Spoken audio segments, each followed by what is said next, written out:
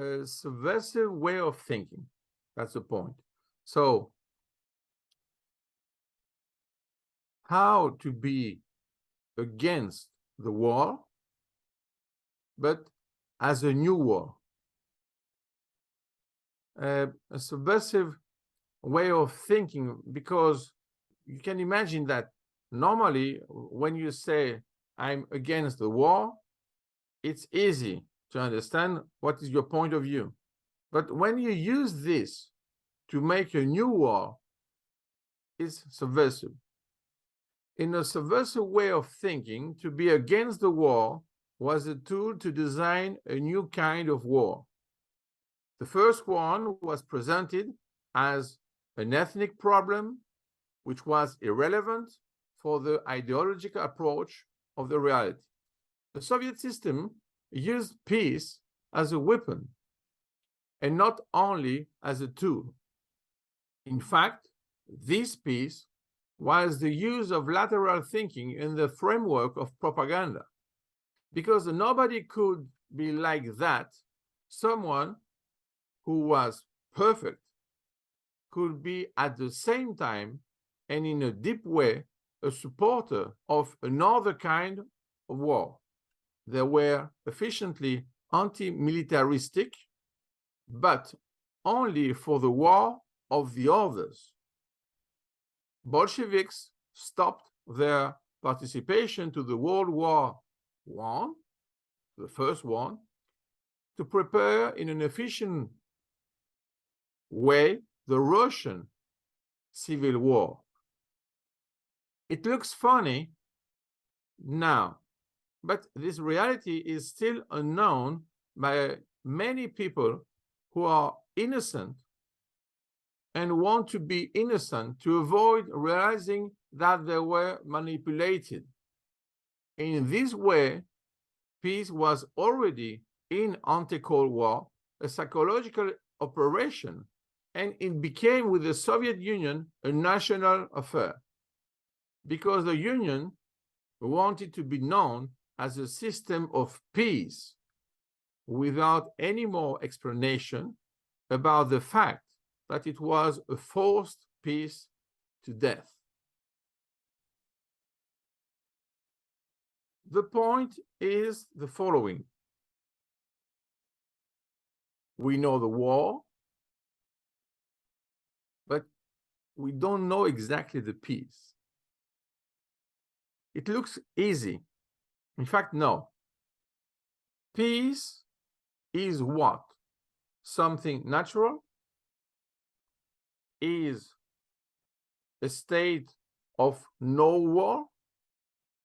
Is the end of a war or the beginning of the war?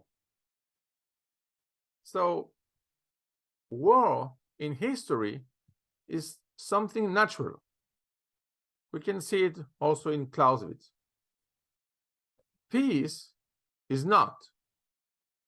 So, you can have an artificial peace, which is in fact another war. So you say, this war, those wars are not relevant. For what? They exist? No? Yes, they exist, but not relevant for ideology. In our ideology in Soviet Union, the point was the following. We are the system of the peace. They don't want to have in mind an imperialistic approach, but a peaceful way of thinking. Why? Before, Russia was an empire. So to be imperialist, it was logical.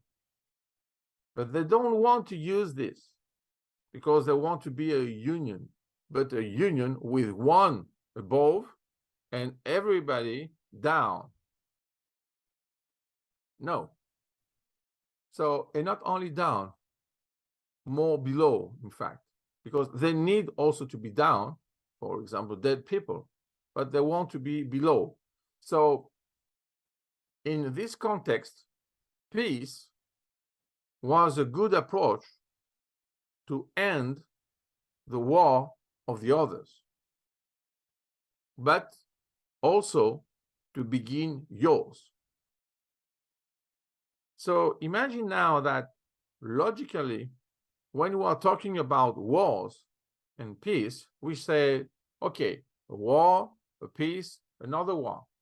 There is a bifurcation because the first war belonged to the others.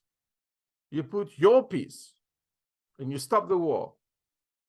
And after that, you start your war with no peace. This is the normal approach, because at the end, when you occupied territories, you said, now the situation is normal. So the idea is the following. You have a war, you want to stop it with a peace. You want to begin a war, you have to start it with a peace. And after that, when you create the war, you don't want the end with the anti-war. You want the end with the war plus.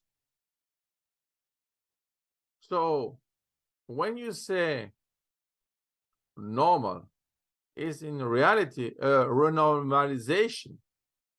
You change all the facts, you change the data, and you create something new, which is used to convince the others that this is the new reality. This is the new state of things. But in reality, you are not in peace. Because for the people who are below is slavery. This is a very good point. Slavery and peace are compatible. Yes. War and peace are incompatible. War and slavery are incompatible because you create a revolution. But peace